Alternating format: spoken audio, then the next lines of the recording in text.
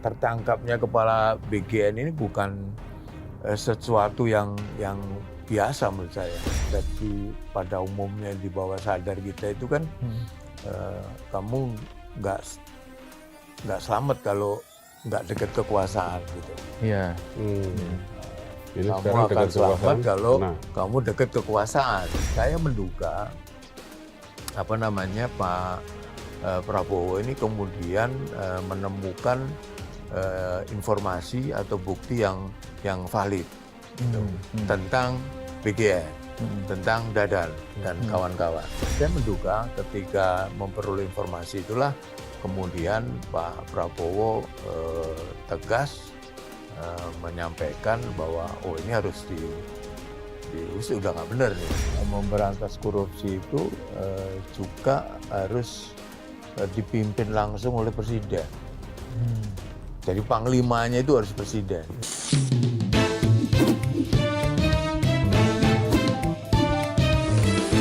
To the point aja. korupsi telah menjadi penyakit kronis di negeri ini. Dan setiap hari kita disuguhi dengan berita-berita tentang korupsi yang seperti tidak ada habisnya. Nah, kita akan membahasnya bersama mantan juru bicara KPK, Mas Johan Budi yang sudah hadir di To the Point aja. Selamat sore, Mas Johan. Selamat sore. Selamat sore, Saya Mas. tidak sendiri ya, saya ada Mas Andri yang juga akan menemani saya ngobrol dengan Mas Johan mengenai isu yang saat ini lagi banyak dibahas dimanapun karena korupsinya ini menyangkut lembaga besar negara yang jadi prioritas andalan pemerintah saat ini. Ya Mas Johan ya. Program Prioritas Makan bergizi gratis. Kemarin kita dengar ini sangat memukul Presiden Prabowo masyarakat. Ya. Kalau Mas Johan yang lihat berita itu tentang penangkapan 3 pimpinan Badan Gizi Nasional yang terkait kasus korupsi di ini ada yang menarik menurut saya. Mungkin dari sisi yang agak berbeda kita melihatnya. Selama ini Pak Prabowo terhadap MBG ini kan menjadi semacam program prioritas ya, yang di awal-awal program ini di launching itu ada suara-suara jangan diganggu gitu. Kemudian banyak rentetan peristiwa yang kemudian kita menyimpulkan bahwa kepala BGN kita nyebut nama langsung nggak apa-apa kan? Karena namanya kan Dadan memang. Iya. Nah Dadan ini menjadi semacam kepala lembaga yang dibanggakan lah oleh Pak Prabowo sebelum terjadi penangkapan. Dan beberapa kali saya amati di dalam pidato-pidato itu kan ada pujian kepada Dadan ya. Bahkan Dadan memperoleh penghargaan ya dari Pak Presiden lupa saya itunya. Yang kedua berkali-kali diulang oleh Pak Prabowo. Ini di saat banyak orang ada kelebihan anggaran diambil, tapi Pak Dadan ini justru dikembalikan. Bahkan nilainya triliunan waktu itu. Sorry. Nah, dalam kronologi yang tadi saya sampaikan itu, kemudian terjadi di masyarakat banyak sekali kritik ya. Kalau saya nggak bilang maki-maki, kritik lah ya. Kritik terhadap pelaksanaan BGN yang ada di bawah. Yang muncul yang keracunan, kemudian ada ulet yang kemudian ditanggapi oleh pejabat pemerintah dengan statement-statement yang justru kontraproduktif terhadap itu. Misalnya ini karena perut anak miskin itu kurang terbiasa, ada yang bilang gitu. Ada yang makan ulat, dibilang ada profesor tuh kalau nggak salah perempuan tuh yang ngomong mungkin kurang bersyukur katanya. Ini orang makan ulat, tapi ada juga yang bilang katanya ini ada baiknya makan serangga Ya kan karena kaya protein kan waktu itu kan ada yang ngomong gitu juga. Poin saya adalah banyak sekali kritik ya yang muncul ya. Ya kita tidak menafikan ada juga SPBG yang bagus ya, yang kemudian sesuai dengan aturan harapan dan aturan yang dikerjakan gitu. Nah, saya melihat dari sisi yang berbeda.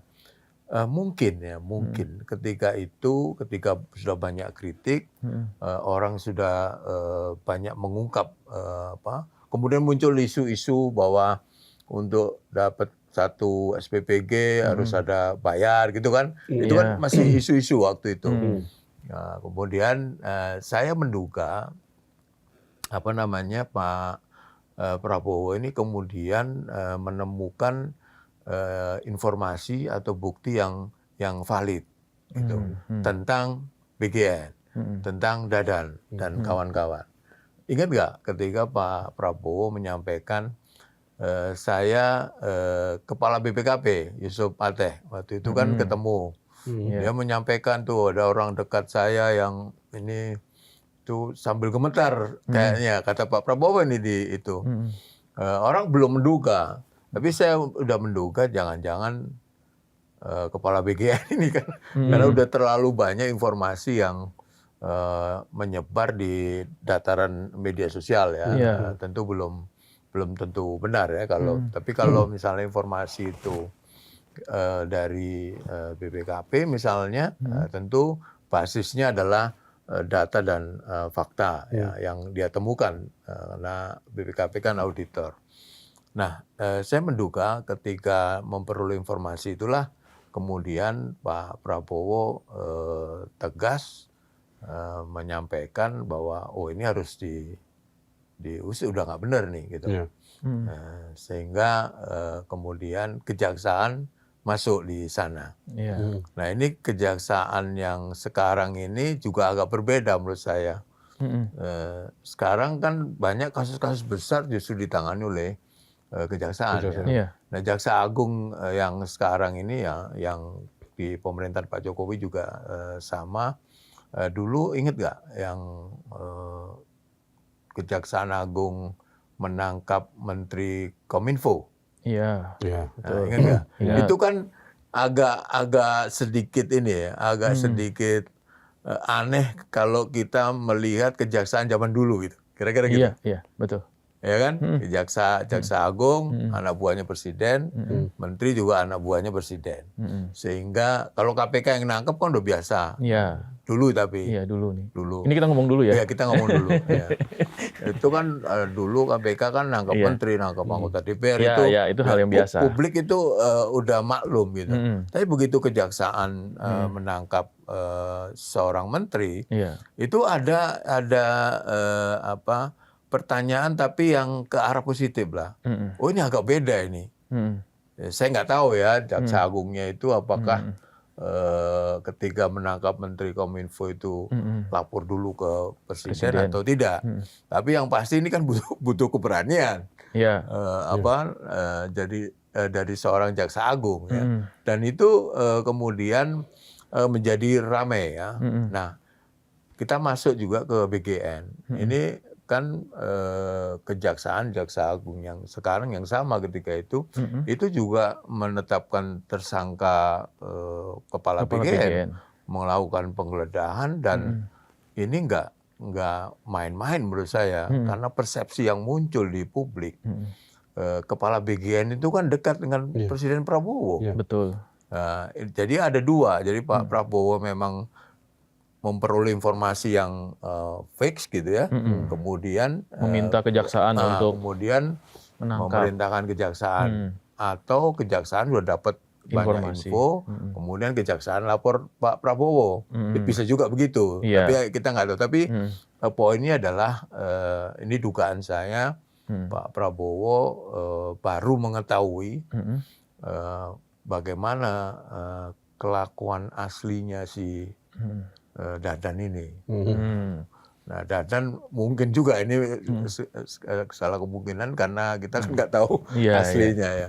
Mungkin dia karena merasa dekat dengan presiden gitu ya, kemudian dipuji-puji oleh presiden, kemudian dapat penghargaan dari presiden, dia merasa siapa yang berani nyentuh saya gitu. Iya, jumawa ya, jumawa. Jumawa. Jumawa. Merasa aman gitu ya. Merasa aman. Nah ini Iya. sekali lagi mungkin ya, ini Iya. kita kan menganalisa dari jauh. Tapi ternyata Pak Prabowo nggak begitu, gitu. Begitu dia dapat informasi yang firm, saya menduga ada green light juga dari Pak Prabowo untuk tegas bahwa siapapun yang selalu nah, Jaksa Agung masuk, Kejaksaan Agung masuk. Banyak yang kaget loh waktu itu. Meskipun banyak yang bersyukur juga ya, quote unquote masyarakat yang melihat itu ada langkah yang konkret lah dalam penegakan hukum, apalagi kepala BGN. Tapi ini menarik sih, Mas. Ketika tadi Mas bilang tentang siapa yang menangkap ya. Kalau dilihat kenapa tidak KPK yang menangkap kepala BGN? Itu satu. Terus kemudian yang kedua, apakah karena kejaksaan yang menangkap ada indikasi bahwa memang Pak Prabowo ini ingin menunjukkan bahwa siapapun anak buahnya yang melakukan korupsi, tindak tegas. Gitu. Siapapun yang melakukan korupsi, meskipun itu Gerindra, itu kan diungkapkan oleh Pak Prabowo dalam bentuk lisan, statement. Tapi itu kan udah lama statement itu, dan itu diulang-ulang. Nah, sekarang kan seolah-olah membuktikan apa yang dia ucapkan ya. Gitu. Nah, saya mendengar beberapa waktu sebelum Dadan ditangkap itu katanya KPK juga lidik. Oh, sudah lidik juga. Lidik ya, bukan sidik, lidik. Nah, lidik di KPK itu kan biasanya mengumpulkan data dan informasi secara tertutup biasanya kalau di KPK. Itu dulu, nggak tahu sekarang. Jadi dikumpulin. Saya dapat informasi ya dari teman yang ada di mungkin kecepatan lidik dia kalah cepat dengan kejaksaan mungkin ya. Tapi KPK sudah sekali lagi bukan pernyataan resmi KPK. Saya mendengar itu bahwa KPK juga sedang melakukan istilahnya itu full bucket lah, pengumpulan bahan dan keterangan dulu istilah zaman dulu itu. Artinya KPK udah mulai bergerak sebenarnya. Udah mulai bergerak. Saya yakin banyak laporan yang ke KPK juga. Kalau kita melihat ini ya termasuk juga kejaksaan. Ya, tapi kenapa kejaksaan yang maju itu berarti memang bisa jadi ada indikasi lain, bisa lebih cepat, bisa juga atas arahan presiden sebenarnya kan ya. Ya, kita hanya bisa menebak-nebak ya. Tapi kalau ditanya kenapa nggak KPK? KPK juga sudah mulai melakukan penyelidikan. Ini kalau dari informasi yang saya dapat dari teman. Ada pertanyaan awam. Apa sih bedanya yang nyelidik kejaksaan sama yang nyelidik KPK? Sebenarnya ini kalau pandangan saya nggak ada bedanya sekarang. Ketika itu KPK, Undang-Undang 30 tahun 2002 tentang KPK, itu membuat KPK agak berbeda. Dari sisi kewenangan, dari sisi istilahnya itu, dari sisi lembaganya, itu berbeda. 30 2002 itu membuat KPK bahkan dulu disebut sebagai super body kan. Nah, dengan kewenangan-kewenangan yang sebagian tidak dipunyai oleh kejaksaan dan kepolisian. Waktu itu KPK masih disebut lembaga independen. Betul. Suaranya kan gitu dulu, tidak di bawah presiden sebagai kepala pemerintahan ya. Dia tidak di bawah presiden sebagai kepala pemerintahan. Tapi dengan Undang-Undang 2019 KPK menjadi ASN. Itu ya. KPK bisa SP3. Oh, iya. Jadi kalau dulu kan nggak ada SP3 ya. Dulu nggak ada SP3, dulu KPK bukan ASN. Dan ini kalau dikelompokkan itu KPK bisa masuk di dalam kelompok eksekutif karena ASN. sekarang ini posisinya. Apa sih istilahnya itu lupanya. Iya. Seolah-olah bisa dikelompokkan itu karena dia ASN. ASN itu kan kalau dulu pegawai KPK itu payung hukumnya adalah Undang-Undang 30 tahun 2002. Proses seleksi itu sepenuhnya KPK yang itu. Kemudian rekrut pegawai, kemudian jenjang karir itu dulu menurut KPK, lembaga KPK sendiri gitu. Orang menjadi kepala biro, orang menjadi direktur, itu tidak melalui jenjang seperti yang ASN itu. Dia harus golongan berapa, nggak begitu. Tapi dia kompetensinya, integritas, gitu-gitulah dulu itu. Pakai konsultan independen untuk direkrut di KPK. Kebetulan saya dari staf di KPK, kemudian pernah jadi direktur, pernah jadi kepala biro, pernah jadi deputi, pernah jadi PLT pimpinan juga waktu itu, Iya, betul. 2015. Kemudian saya mundur kan di 2015 itu, di awal Januari 2016. Inilah yang membedakan genus ya termasuk karakter lembaganya juga ya pastinya. Itu gini ya, orang saya selalu bersuara kalau ditanya itu apakah Undang-Undang 2019 itu melemahkan KPK. Pertanyaan selalu begitu ke saya waktu. Paling tidak Undang-Undang 19 2019 kalau kita komparasi dengan 30 2002 itu kewenangan secara lembaga itu turun. Iya. Itu turun secara lembaga. Yang kedua, perubahan bukan ASN menjadi ASN itu nggak hanya merubah status tulisan aja, karena nggak begitu. Itu ada turunannya itu. Turunannya apa? Satu, bagaimana dengan kode etik. Bagaimana dengan SOP yang harus dijalankan. Karena kalau dia statusnya ASN, maka dia juga terikat oleh undang-undang ASN, Pak. Iya. Betul. Itu yang kemudian membatasi lingkup juga ya, berarti ya. Iya, jadi kan seolah-olah di luar tuh ya kan sama aja mau ASN apa enggak ASN.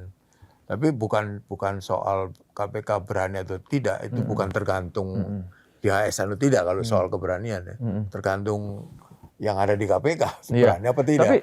Tapi tadi dari penjelasan Mas Johan, apakah meritokrasi yang ada di KPK saat ini memang berubah dibanding dulu gitu kan? Karena dulu kan tadinya ada tim dari luar, terus kemudian menggunakan advisor juga untuk rekrutmen, ya kan, melihat kemampuan, kapabilitas dan segala macam. Kalau sekarang melalui prosedur yang birokratis sekali gitu kan, ya itu kan berarti ada kemungkinan meritokrasi dari para penyidik KPK juga dipertanyakan ya untuk yang saat ini ya, setelah undang-undang itu. Bukan dipertanyakan, tapi gini, apakah itu berbeda dengan zaman dulu? Saya pastikan berbeda. Tapi sejauh mana ukuran-ukuran tadi, apakah menempatkan seseorang menjadi kepala biro itu tetap sesuai dengan yang dulu, misalnya kualifikasinya harus itu mungkin sama ya, mungkin sama. Tetapi kan dia diikat oleh ASN-nya itu loh, maksud saya gitu. Nah, kemudian ASN itu kan ada aturan-aturan yang mengikat dia.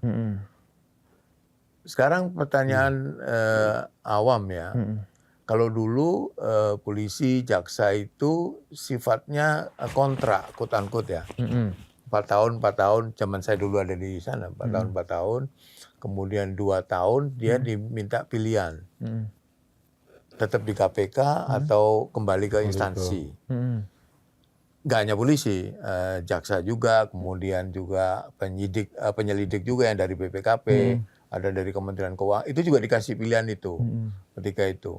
Nah, pertanyaannya kalau sekarang kan ASN gimana kan sama-sama.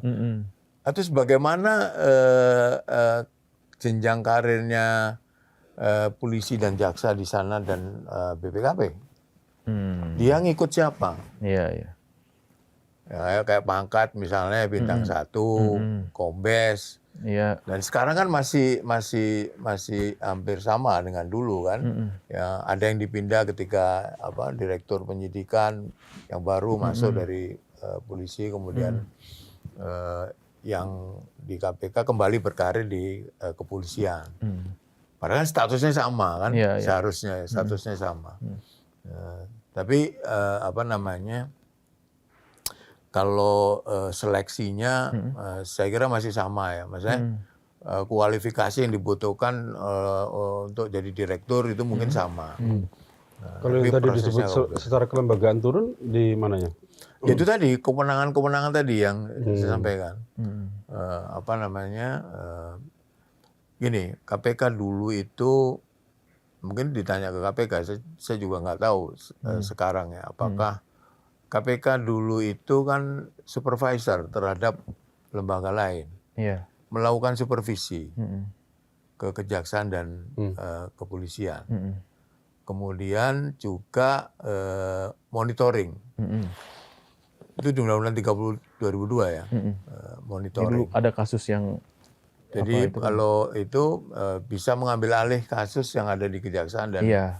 kepolisian dulu tapi. Nah sekarang dengan Undang-Undang 19 2019 itu saya tidak tahu persis ya apakah dalam kurun waktu setelah perubahan itu ada kasus-kasus di kejaksaan, di kepolisian yang diambil oleh KPK. ya. Kemudian secara organisasi KPK itu juga berkembang. Dulu hanya ada Deputi Penindakan, Pencegahan, PIPM, kemudian Sekjen, kemudian Informasi dan Data dan Pengaduan. Jadi dulu itu cuma 5 kalau nggak salah. Sekarang kan berkembang, ada Deputi Pelayanan Masyarakat kalau nggak salah. Sekarang KPK berkembang, lebih banyak kedeputiannya, lebih banyak direktoratnya. Ini kembali ke kasus korupsi ya, tapi KPK kan juga kemarin juga ini ya menangkap Pak Silmi. Ini pas. Iya. Nah, itu juga sepertinya hampir berbarengan tuh, Mas. Gitu. Ini memang ada dalam tanda kutip persaingan kah dengan kejaksaan kah? Nggak, Atau Sempat ada pertanyaan itu sih. Saya nggak ada pretensi ada persaingan ya sama sekali. Kadang-kadang kan orang bertanya seperti Anda bertanya, seolah-olah kok berbarengan. Nah pertanyaannya sebelum Silmi dia nangkep orang nggak? Kan nangkep juga. iya. Ya, jadi ya itu biasa aja. Mungkin waktunya yang Berbarengan ya. berbarengan ya. Dia juga nangkep bupati, nangkep wali kota, nangkep itu juga dilakukan. OTT kan masih berjalan terus sampai masih sekarang. dilakukan oleh KPK ya. Nah kan dari jauh kelihatannya kok habis BGN kok wamen imigrasi gitu. Ada apa ini? Yang Gitu kan? apa? Kalau saya sih ya kebetulan. ini berdasarkan pengalaman juga untuk mengusut kasus itu nggak bisa dalam 1 hari 2 hari gitu. Itu pasti prosesnya udah lama tuh. Yang Silmi itu. Iya. Berapa lama Silmi sih? apa sampai namanya? Silmi ya. Iya. Berapa lama sih, Mas? Biasanya untuk mengusut kasus sampai Minimal 3 ada bulan, OTT Pak. gitu? 3 Minimal bulan. 3 bulan. Termasuk yang agak baru Bupati Muara Enim juga berarti udah penyelidikannya udah lama juga. Saya yakin itu minimal sebulan lah. Pasti sudah dimonitor tuh. Karena nggak mungkin informasi misalnya gini. Kan nggak mungkin ya kalau OTT kan biasanya orang terima suap kan. Iya. Mostly kan itu ya betul. terjadi. Kan nggak mungkin hari ini detik ini orang mau terima itu kemudian orang ini lapor KPK terus ditangkap KPK kan nggak mungkin. Kan proses. Pasti itu jauh sebelumnya lalu dilakukanlah ini senjatanya KPK yang canggih kan penyadapan. Kalau Mas Zal lihat ini kan ya kebetulan lagi banyak ya pekan kemarin itu. Kalau Mas Zal melihat kasus korupsi ini memang makin menjadi atau memang pengawasannya yang makin bagus? Itu pertanyaan yang selalu muncul itu, Pak. Nah. Saya selalu ditanya di hari anti korupsi setiap tahun. Itu pertanyaannya. Pertanyaannya itu ya. Pertanyaan itu. Kalau kita berpikiran positif, itu kita akan mengatakan bahwa sekarang atau ketika banyak yang ditangkap itu penegak hukum tegas. Itu kalau positif. Kalau kita punya pikiran negatif, berarti sebenarnya banyak korupsi. Mm-mm. Yang ketangkep baru itu gitu. Iya, Kalau yang iya, negatif. Iya, iya. Kebanyakan yang mana? Nah itu terserah yang nonton to the point. Jadi pikiran itu karena kalau kita lihat indikator ya, indikator IPK dulu kan indeks persepsi korupsi, Iya. itu kan salah satu parameter ya yang kalau zaman dulu itu dipakai untuk mengukur meskipun tidak secara langsung ya, apakah di sebuah negara itu korupsinya banyak atau tidak. 2004 KPK berdiri, pimpinan KPK periode pertama 29 Desember dilantik, 2004 KPK mulai rekrut pegawai, 2005 sudah mulai nangani kasus, itu IPK-nya kalau nggak salah dulu itu 3 poin, dulu masih belum puluhan ya, Iya. 3,1 atau 0,2 gitu. IPK-nya, indeks persepsi korupsi. Itu kita urutan ya di atas 100 lah memang. Kemudian pada periode yang kedua, kepemimpinan KPK periode yang kedua, itu IPK naik menjadi 3,4 kalau nggak salah. Kemudian naik terus, sempat 3,6, sekarang kan jadi puluhan tuh, 3,4 kan. Nah, 2 tahun belakangan ini IPK balik lagi. Balik lagi ke 34 ya? Iya. IPK berapa? 34 ya? Apa 32, 34 ya? Ya, sekitar segitu Coba sih. nanti cek. Nanti kita cek. Kamu dicek ya. 2000, mulainya 2004 ya. 2004, 2005, 2006, periode kedua 2007, sampai 2011, kemudian periode yang ketiga, kemudian masuk ke periode keempat tuh, Pak Firly, ketua KPK-nya. Nah itu dilihat ya IPK-nya. Tapi sekali lagi tentu itu bukan, IPK kan bukan ansih tanggung jawab KPK, itu kan tanggung jawab semuanya, penegak hukum, birokrasi gitu. Tapi kalau kita tadi untuk mengukur itu, salah satu ukurannya kan yang bisa, karena IPK itu kan persepsi ya, yang bisa kita, meskipun persepsi, ya kira-kira yang bisa diukur kan IPK-nya berapa. Hong Kong itu 73, itu terkenal sebagai wilayah yang korup ya, dengan triadnya itu. 73, ICAC Hong Kong. Nah KPK itu di awal-awal, saya dapat cerita ketika masuk KPK, itu orientasinya melihat ICAC Hong Kong itu, KPK-nya Hong Kong. Bahkan meja pun itu ngikut yang di sana itu. Dulu meja itu katanya segitiga. Sekarang mejanya, nggak tahu sekarang mejanya seperti apa ya. Tapi dulu itu ininya tidak 100% mencontoh, tapi ada benchmarkingnya lah waktu itu ICAC Hong Kong itu. Karena berhasil banget Hong Kong, KPK Hong Kong itu. Pertama yang dilawan oleh KPK-nya Hong Kong itu kan polisi. Perang dalam pengertian, ada filmnya tuh. Lupa saya judulnya. Ini dalam pengertian benar tuh, tembak-tembakan. 34 Mas. 34 ya? Sekarang ya. Iya. Turun 3 poin dari tahun sebelumnya di 37. Turun 3 poin dari tahun sebelumnya. Iya. Berarti sudah sempat 3,7, 37 dong. 37 ya betul.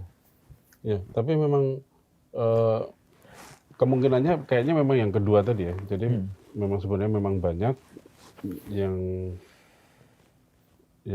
apa nih kemarin nggak kelihatan gitu kan. Dulu ada yang sambil guyon sebenarnya. Korupsi itu kayak kita mancing di danau yang ada di Sumbar yang banyak ikannya itu. Tergantung kita mancing yang di mana.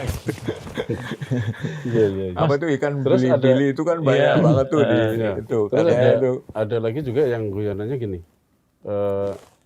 Tinggal nunggu giliran aja tuh sebenarnya. Ya itu bahasanya itu. Iya, tinggal milih ya. Tapi kalau ada yang Mas Zon itu, lihat seperti apa Mas? Ya kita positive thinking aja lah. Jadi kalau kita pesimis, makin menjauh lah upaya pemberantasan korupsi. Bahwa kemudian kalau kita ini ya, kalau kita komparasi dengan negara tetangga gitu misalnya, Malaysia itu upaya pemberantasan korupsi menurut saya masih bagusan Indonesia. Saya pernah diundang ke MACC-nya Malaysia. Dulu Badan Rasuah. Badan anti rasuah. Anti rasuah. Badan anti rasuah dulu waktu itu saya kepala biro humas, juru bicara juga. Itu mereka bahkan sempat datang ke KPK, kirim tim ke KPK. Dia bingung. Kenapa KPK itu begitu didukung oleh publik gitu ya. Kalau ada yang nyerang KPK itu tanpa diminta itu publik itu mendukung, mendukung KPK. Revisi Undang-Undang KPK itu sudah berkali-kali dilakukan dulu upaya untuk merevisi, tapi itu gagal karena benteng dukungan publik, kelompok-kelompok anti korupsi itu berada di depan sehingga gagal itu upaya untuk merevisi Undang-Undang KPK. Nah, kemudian saya diundang ke Malaysia waktu itu. Kemudian kita tanya lah, udah berapa menteri yang ditangkap? Waduh, kalau menteri kita harus lapor dulu katanya. Jadi mereka kalau mau nangkap menterinya harus lapor. Kalau upaya pemberantasan korupsi itu menurut saya mencapai puncak itu ya, itu sekitar 2009, 2008, 2010. Enggak puncak prestasi KPK lah. Iya, zaman cicak buaya itu. Ya ada cicak buaya sampai tahun 2014 kan ada cicak buaya. Iya itu. Nah, tapi itu saya pernah bangga ya menjadi warga negara Indonesia itu ketika dan kerja di KPK itu sampai sempat merinding juga. Di luar itu kan Indonesia dulu ya, itu kan dikenal negara korup kan, negara berkembang yang korup gitu. Itu 2010 kalau nggak salah di Brazil ya, waktu itu ada seminar UNCC itu yang Badan Anti Korupsi Sedunia ngumpul. Nah, Indonesia diundang ada 160-an lah. Yang diundang yang punya KPK itu. Itu ada yang ada dari Inggris yang membawakan materi mengenai KPK itu. Disebutlah cicak versus buaya itu. Gecko versus krokodil waktu itu di ininya. Nah, itu dia ceritakan itu, orang Inggris ini menceritakan tentang di Indonesia itu luar biasa pemberantasan korupsinya. Menteri itu bukan ruangan ketua MA itu digeledah Pak oleh KPK. Coba lu searching di Google. Iya, mana ada di tempat lain. Di Amerika yang katanya demokrat. Gak ada Pak. Itu dilakukan oleh KPK. Dan mereka tuh respect banget tuh kepada KPK itu. Dianggap bahwa Indonesia ya tentu membawa nama Indonesia ya. Indonesia itu dianggap bukan kemudian dianggap korupsi berkurang enggak, tapi keseriusan memberantas korupsi waktu itu terungkap tuh. Wakil presiden aktif pernah dimintai keterangan Pak oleh KPK. Nah, coba cari Korea Selatan kan, tapi kan Korea udah selesai. Iya. Iya, yang presiden ditangkap itu. Jangan saya kan cuma diperiksa, tapi carilah di tempat lain. Itu kan lembaga mana yang tidak disentuh oleh KPK waktu itu? Ya, waktu itu. MK? Betul MK. Kena. Tapi artinya Hakim Agung kena. Artinya nih polisi kena, jaksa kena. DPR banyak. Marwah KPK sendiri harapannya Mas Johan sendiri itu akan harus dikembalikan seperti yang dulu atau gimana nih sekarang? Menurut saya memang memang terlalu naif kalau kita bicara ini gara-gara undang-undang kemudian Berubah semua ya. nangkepnya nggak benar juga gitu Iya, maksud iya. saya. Dengan perangkat yang sekarang pun juga bisa. Dan 3199 itu kan masih ada. Iya. 20 2001 kan masih ada yang Iya. tentang pemberantasan korupsi ya. Yang jadi payung hukumnya KPK. Apalagi sekarang ada KUHP baru, KUHP baru. Yang ada sedikit kritik yang kemudian dianggap bahwa KUHP dan itu menganggap seolah-olah lex specialis KPK itu menjadi agak turun, menjadi korupsi bukan lagi extraordinary crime, tapi ini perdebatan lah, tapi menjadi ordinary crime, kejahatan yang biasa. Tapi kan dengan perangkat yang sekarang, apakah KPK bisa? Ya bisa kalau mau. Nah, ini. Kalau ada kasusnya kan. Iya, iya. Nah, kalau dia nggak ada kasusnya ya jangan nyari-nyari. Garis Ini, bawahnya Mas, kalau mau ya Mas. Di masyarakat pun juga ada kayak ada apa ya? Ini Kalau apa, dibilang pengertian bukan juga, tapi kayak stigma. ya stigma mungkin ya, bahwa pemberantasan korupsi sekarang udah politis banget sih. Ya ini soal ini tentu nggak semua orang begitu kan. Itu kan soal persepsi kan. Iya, betul. Yang persepsi itu bisa orang yang kemudian bagian dari kekuasaan tentu nggak setuju itu. Atau yang mendukung kekuasaan gitu misalnya. Atau sebaliknya orang yang terpinggirkan udah nggak punya kekuasaan kemudian nggak dapat kue. Kebahagiaan dari pembangun misalnya. Iya. Itu pasti ngomongnya bisa begitu gitu. Jadi kembali ke kita aja. Tapi saya dengan gebrakan siapapun ya melakukannya, dengan gebrakan yang ini bukan ini loh ya, tertangkapnya kepala BGN ini bukan sesuatu yang biasa menurut saya. Itu ada sesuatu yang berubah secara drastis gitu ya. Karena kalau dulu premisnya yang ada di dalam persepsi pada umumnya di bawah sadar kita itu kan kamu nggak selamat kalau nggak dekat kekuasaan gitu. Iya. Kamu akan selamat kalau kamu dekat kekuasaan gitu kan. Karena kekuasaan tentu menguasai semuanya. Premis itu kan kemudian terbantahkan ini oleh tertangkapnya BGN ini. Ini ada tanda-tanda BGN. Tanda-tanda apa nih Mas? Ya nggak tahu, tapi itu tadi yang analisa saya ya belum tentu benar juga, tapi itu tadi ini satu. Karena tadi yang saya cerita itu perjalanan siapa Dadan itu ya, kemudian dianggap deket, itu aja kesikat gitu. Apalagi yang jauh gitu. Ini harus hati-hati berarti ini. Jadi yang positifnya lain, ya itu tadi bahwa sekarang jangan ngaku-ngaku dekat. Gitu. Kamu disikat juga loh kalau korupsi. Ya poinnya ya jangan korupsi lah di tengah situasi yang seperti ini. Mas, ini yang menarik lagi kan sebenarnya kan ada wakil BGN ya, Sony Sonjaya yang mau jadi justice kolaborator. Itu ya. Terus kemudian muncul tuh nama, ada 26 nama itu, rame di media sosial nama-namanya. Ya kita nggak usah sebut lah nama-namanya. Tapi Mas Jan pasti udah baca juga. Udah jadi pengetahuan umum itu. Cuman hati-hati ya. Sekarang ini kan orang bisa bikin hoax ya. Apalagi dasarnya AI itu kan luar biasa. Betul. Orang ngomong ya, padahal nggak ngomong. Itu persis seperti kita, ini bahayanya itu ya.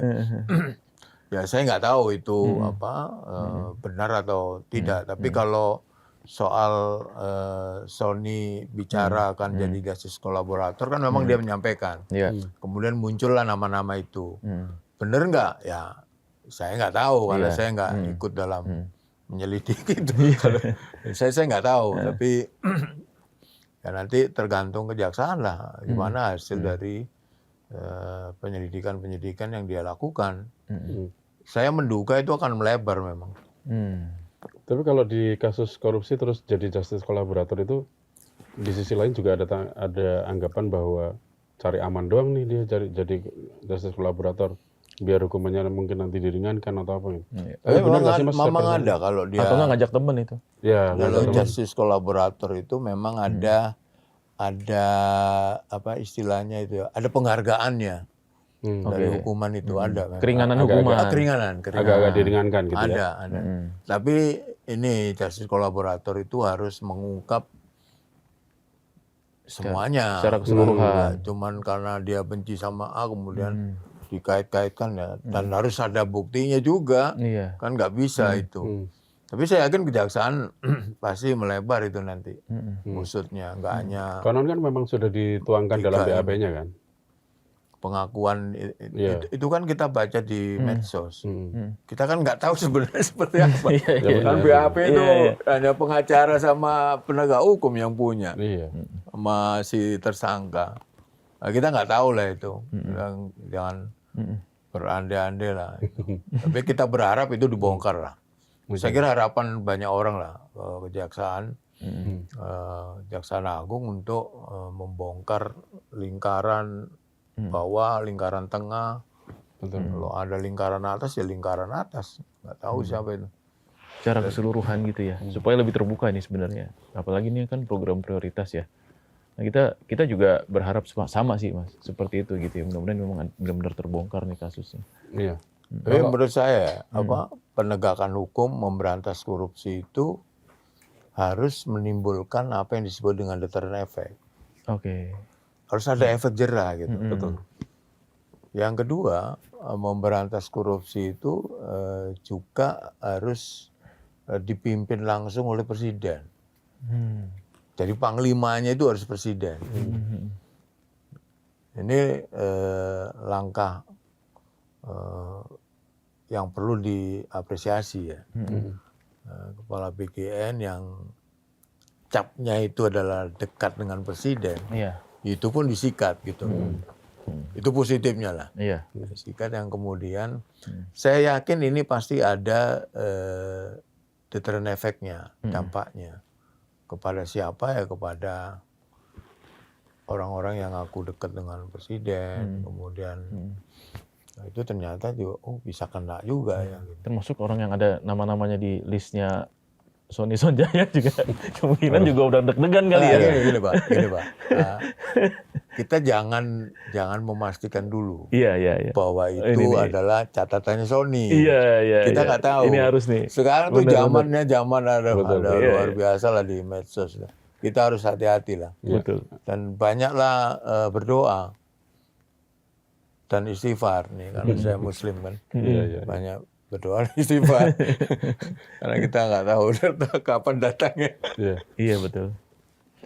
Mas, tapi kalau dilihat tadi justice kolaborator, tadi ada keringanan hukuman dan prosedur hukumnya akan jalan. Kira-kira ini akan melebar sekali ya untuk kasus ini ya. Kalau BGN ini. saya Itu terungkapnya di pengadilan berarti ya. Nama-nama itu nantinya ya. Di BAP kan dia bisa ngomong tuh. Iya. Di BAP. Nah, ketika dia ngomong lebih prudent lagi, lebih sahih lagi kalau dia ngomongnya di pengadilan. Oke. Nah, ketika di pengadilan itu kan fakta-fakta persidangan. Iya, betul. Hakim itu bisa memerintahkan itu nanti. Kalau udah misalnya vonis gitu ya, atau udah ada alat bukti, baik itu keterangan tersangka, kemudian bukti-bukti yang lain, itu kemudian dan sekarang kan tidak ada lagi ruang yang tertutup bagi media. Betul. Kalau media mainstreamnya nutup, ada namanya medsos. Dan sekarang personal orang itu bisa jadi jurnalis, Pak. Iya, betul. Sehingga Anda jangan menganggap remeh kepandaian para netizen gitu istilahnya. Kan muncul no viral, no justice. Ya. Dan itu memang nyata itu, saya lihat. Kalau begitu ini langsung itu nilai positifnya dari medsos ya. Tapi banyak juga yang dampaknya itu. Jadi kalau itu terungkap kemudian muncul di persidangan dan menjadi konsumsi publik secara terbuka, apakah itu di media mainstream maupun di media sosial, mau tidak mau tekanan kepada penegak hukum juga, ya saya harus mengusut ini karena Iya, itu. ini udah jadi Nah, Udah diomongin. kalau nggak bahasan. diusut, itu kan ada pertanyaan. Iya, ada apa nih? Ada apa? Iya. Kenapa kok ini faktanya begitu kok nggak diusut gitu? Terlepas itu mereka terganggu oleh netizen atau tidak ya. Tapi paling tidak ketika netizen itu bicara di media sosial yang kemudian mengungkap fakta-fakta yang ada di persidangan, maka publik punya harapan itu tadi bahwa menjadi aneh kalau misalnya di dalam persidangan muncul nama atau orang yang nyata-nyata terlibat, Oh, tapi nggak diapa-apain gitu. Iya. Iya kan? Iya, benar. Orang pasti, Kenapa nih gitu? nah iya, pasti bertanya. Iya. Nah itu di era sekarang itu menjadi perguncingan di media sosial itu. Iya. Nggak peduli sekarang mau media mainstream nulis apa enggak, Benar. atau menyiarkan di itu menjadi ini ya, menjadi apa, tidak tertutup informasi itu kepada publik. Publik, iya. Betul. Terlepas dari medsos itu ada hoaxnya atau tidak, Iya. itu informasi itu nyampe gitu kepada publik, maka jadi perguncingan. Tapi ini apa kekurangannya publik kita itu gampang lupa. Nah, itu. Kalau ada satu kasus yang rame gitu ya, Itu aja ya. ya itu sehari 2 hari seminggu gitu, misalnya. Ada kasus baru, Lupa yang lama. tenggelam. Iya, benar. Tenggelam dan orang tidak mau bertanyakan gitu. Iya. Media kan pasti menulis yang current ya, Yang update ya. yang update kan. Nah, kalau ada kasus yang lebih besar, pasti mereka mengejar yang lebih besar kan, Iya. atau kasus yang baru. Orang udah lupa minyak goreng. Betul. Anda juga udah lupa saya kira. Lupa. Nah, ya. Sebagai tapi wartawan memang lupa. ada juga yang beranggapan juga Orang gitu udah bahwa lupa kasus satelit. Iya. bongkar kasus korupsi memang untuk mengalihkan isu juga. Ya itu inilah pandangan Pak Teguh sendiri seperti apa. Tapi Mas Johan lihat kalau dari kemarin ini kan kita juga sempat dihadapkan dalam beberapa persidangan, disebutkan ternyata banyak yang kontroversi juga gitu ya. Kita lihat kasusnya Tom Lembong, kasus yang kemarin yang Nadiem Makarim. ini terus banyak kontroversi gitu. Kalau dilihat dari penegakan hukumnya sendiri, Mas Johan lihat dari penegakan hukum untuk korupsi ini seperti apa? Yang Sampai proses kalau peradilan ya saya maksudnya. melihat Ya, yang sampai proses Tom peradilannya ya. Lembong ya, yang Tom Lembong, kita bicara Tom Lembong saja. Iya. Itu saya melihat dari sisi yang berbeda. Presiden secara konstitusi dia diberi kewenangan abolisi, Iya. yang kemudian dibicarakan dengan DPR. Nah, DPR kan setuju juga. Nah, dalam kasus Tom Lembong, Presiden Prabowo menurut saya mencoba mengoreksi yudikatif, mengoreksi penegak hukum, Iya. sehingga dia menggunakan kewenangan yang memang Betul. melekat pada posisi presiden sebagai kepala negara ya, di konstitusi, di Undang-Undang Dasar 1945 itu memang diberi kewenangan untuk abolisi, memberikan abolisi kepada kasus hukum ya. Dan itu dia keluarkan, mungkin juga Pak Prabowo mendapat masukan dari banyak orang ya melihat kasus Tom Lembong gitu. Sehingga dia, kalau saya melihatnya itu, dia mengoreksi, bukan mengganggu penegakan hukum, tapi mengoreksi. Iya. Yang kalau dulu kan misalnya kalau orang di bahasanya kriminalisasi lah, Iya, betul. itu kan nggak ada yang nolong. Iya. Nah, persepsi kriminalisasi menjadi kuat mungkin ya di dalam pandangan Pak Prabowo. Kemudian dia memperoleh informasi yang banyak tentang itu. Kemudian dia menggunakan kewenangan yang ada pada dirinya, lalu mengeluarkan abolisi. Dan persepsi publik ya waktu itu, kalau kita baca di media sosial ya, itu kan memang mempertanyakan kenapa Tom atau kenapa hanya Tom yang itu misalnya. Kenapa Tom Lembong? Karena dia melaksanakan apa yang menteri sebelumnya dilaksanakan juga gitu. Tapi Apa kenapa kabar cuma Tom menteri-menteri sebelumnya gitu Lembong kan, ya? gitu. Itu kan ada itu. Banyak itu kan. Nah, itu mungkin juga dan dia melakukan itu kan juga ada koordinasi juga, nggak cuma itu sehingga dia inilah kita perlu. Tapi positif loh menurut saya tanggapan publik ya terhadap langkah Pak Prabowo mengeluarkan abolisi.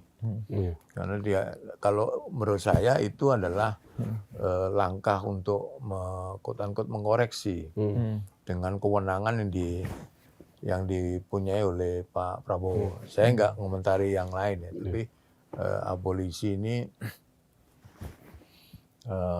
kalau dilihat dari rentetan sidang atau pengusutan kasus Tom Lembong, kemudian reaksi publik, kemudian penjelasan Tom Lembong, kemudian apa yang dituduhkan gitu ya, itu kan sekarang kan nggak ada yang nggak bisa ditutupi sekarang gitu.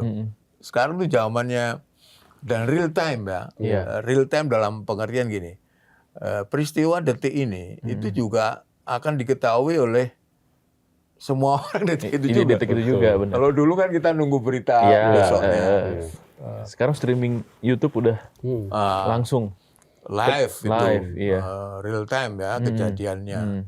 Yang kedua, kalau zaman dulu background, saya kan mantan wartawan juga, off the record itu kan sesuatu yang harus disimpan ya, yang tahu hanya satu sumber itu yang ngomong. Sekarang kan nggak bisa gitu lagi, nggak dari satu sumber ini sumber yang lain, bisa keluar juga gitu. Dan sarananya tidak dibatasi oleh kode etik, oleh undang-undang pers. Betul. Karena menggunakan media sosial. Medsos. Ya, bebas saja orang ini kan. Orang posting ya. Sekarang ada IG, ada TikTok, Facebook, TikTok, kemudian X juga rame. Kalau lihat dari penegakan hukum, mulai dari penangkapan, terus proses persidangannya sampai ke vonisnya. Kalau Mas Johan bagian dari yang pesimistik atau optimistik untuk pemberantasan korupsi ke depan? Mungkin 5-10 tahun ke depan bangsa Indonesia. Sebelum Dadan ditangkap itu saya pesimis, Pak. Tapi setelah Dadan ditangkap ada rasa optimisme saya gitu. Ada secercah ya, optimis lagi terhadap penegakan hukum ya. Tapi kan ini masih berjalan nih, Mas. Artinya kalau misalnya di tengah-tengah, kalau di tengah-tengah mandek kita pesimis lagi nih. Itulah tugas mulia Anda sebagai media untuk menyuarakan itu kepada publik. Tapi di sini pandangan atau penilaian Mas Johan terhadap penegak hukumnya, entah itu Kejaksaan Agung, KPK maupun Polri, oke ya untuk ini udah on the track itu atau seperti apa? Tapi terlalu jauh kita kalau ngomong on the track ya. Tapi paling enggak rasa optimis itu muncul. Ketika karena gini, berkali-kali ya saya kalau diwawancara sama media itu Panglima pemberantasan korupsi itu presiden gitu loh. Kalau presiden nggak punya komitmen itu maka bawahnya juga nggak bisa, karena dia kan pemimpin tertinggi. Nah dengan dengan Dadan tertangkap yang kemudian kita mengasosiasikan atau mempersepsikan bahwa Dadan itu adalah orang dekatnya Pak Prabowo, itu disikat gitu. Sesederhana itu. Iya. Apakah nanti, lah itu kita lihat nanti. Iya, Tapi iya, paling iya. tidak, itu kan tadi ditanya Ya, kita pesimis harus apa kawal optimis. bareng-bareng ya ini. Betul. Pesimis apa optimis itu. Sekarang secerca optimis itu ada. Ya. Sebelumnya pesimis, saya sebelumnya pesimis. Iya. Dengan itu, saya yakin ini akan merembet kemana-mana nih. Betul. Nggak hanya di BGN menurut saya. Jadi di lembaga-lembaga lain yang terlibat Mungkin di juga lembaga ikut. lain juga, Nah, ini menarik. juga akan Dibersihin juga ya. Iya. dibersihin. Tapi itu. sinyal Menpasar juga positif, Mas. Hari ini. Iya, dolarnya kan turun tuh, rupiahnya menguat sedikit. Rp5. Berapa menguatnya? 17.000. Sebagai penutup Mas Johan, lumayan dong. Iya. menurut Mas Johan sebagai penutup, musuh terbesar dari korupsi itu apa sebenarnya? Dulu di awal-awal, Musuh terbesar dari pemberantasan korupsi ya, maaf. ya di awal-awal kan orang korupsi itu karena gaji nggak cukup. Iya. Itu terbantahkan ketika ada KPK. Yang ditangkap adalah kaum greedy, yang serakah. Gaji 300 juta sebulan, jadi komisaris di mana-mana, nambah-tambah lagi kan gajinya. Hari ini makan di Jakarta, besok nginepnya di Jepang juga bisa, di Tokyo gitu dengan gaji. Tapi itu korupsi juga. Iya. Nah, pertanyaannya adalah bahwa korupsi itu tidak dikarenakan orang gajinya kecil, karena kebutuhan. Artinya moral. Jadi kalau sumber daya manusianya tidak dibenahi, 1000 aturan pun yang Anda bikin, itu nggak akan mempan. Yang kedua, yang selalu sampaikan, keteladanan, Pak. Nah, ini. Dari pemimpin. Pemimpin itu dari tingkat atas, menengah sampai bawah. Kita merindukan orang-orang seperti Bung Hatta, Iya. wakil presiden, yang untuk beli sepatu beli saja, dia harus menabung. Mana ada sekarang? Kita agak sedikit yang ke sini. Barudin Lopa, Iya. Jaksa Agung, yang wafat waktu itu. Rumah waktu jadi dirjen, saya kenal baik ya, dan sering, saya dulu kan wartawan, berapa kali wawancara. Sebagai dirjen lapas, kalau nggak salah waktu itu di Cipinang, rumah dinasnya, itu kalau ada setrikanya nyala, pompa airnya nyala, listriknya mati, Pak. Oh, jepret ya? Jeglek. Jeglek. Bahasa Inggrisnya jeglek. Jeglek, iya. Telepon di rumahnya digembok. Dulu kan masih begini kan. Oh iya. Itu digembok. Anaknya nggak boleh, Pak. Pakai telepon. Ketika dia Jaksa Agung, apa bekal yang dia bawa? Makan dia itu, sarapan dia itu. Jadi di rantang itu, saya ini kalau mau ini agak ini haru lah itu, lihat dia itu. Mana orang di zaman waktu itu ya. Itu ada pisang godok itu, pisang rebus. Pisang rebus, iya. Itu sarapan dia tuh, ketela. Iya, yang ketela pohon itu loh, yang kaspe, bahasa Inggrisnya kaspe itu, rebus itu. Itu Bung Karno pada umur-umur yang masih belia memikirkan negara, Pak. Umur berapa dia? Udah 20-an. Udah pikirannya udah negara. Sekarang pahlawan-pahlawan itu justru kita temukan di pojok-pojok yang kotor ya. Di jalan-jalan yang yang rusuh gitu. Ada penjaga toilet yang mengembalikan uang, ada kan? Ada. Ya, berapa juta yang ditemukan. Karena dia merasa bahwa itu bukan uangnya. Di toilet kan nggak ada CCTV, Pak. Saya bisa pastikan itu. Kalau itu disimpan sama dia kan nggak ada yang tahu. Nggak ada yang tahu. Tapi kejujurannya dia itu teladan justru dicontohkan oleh orang-orang seperti itu. Gitu. Nah, tapi di ini ada bencana alam, di korupsi. Coba moral lebih bejat. Iya, benar. Itu untuk korban orang bencana alam, orang diambil membutuhkan korupsinya. itu dikorupsi, Pak. Korupsi pengadaan Al-Quran. Iya. Ingat nggak? Iya. Betul.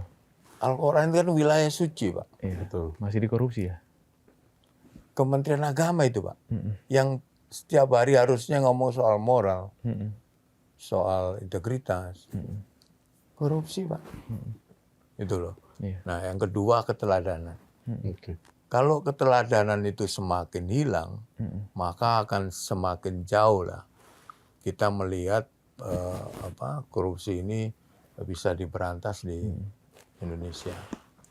Jadi yang Saya coba untuk ini ya mengungkap sisi-sisi cerita-cerita yang kadang-kadang di berita itu kan hanya disampaikan di permukaan ya. Iya. Karena itu lewat to the point ini saya menyampaikan, saya bikin podcast Johan Budi Untold Story. Johan Budi Untold Story. Iya, boleh, mantap. Boleh ya? Boleh. Itu sudah tayang kemarin edisi perdana itu 3 hari yang lalu. Oh. Oke. Nah, cerita-cerita tentang KPK zaman dulu apa. Namanya itu The Johan Budi Untold Story. Iya. Cerita di balik berita. Eh. Jangan dipotong ini ya. Oke, terima kasih. Oke. Jangan lupa tuh dicek ya. Ya. Terima kasih banyak Mas Budi. Terima Mas Budi kasih, sudah Mas. hadir di Thank you. Tuntut Poin aja. Itu tadi kuncinya moral dan keteladanan ya. Iya. Agar korupsi bisa benar-benar diberantas dari negeri ini. Saya Teguh Deha. Ya, saya Andri Susanto. Sampai ketemu lagi di Tuntut Poin aja berikutnya.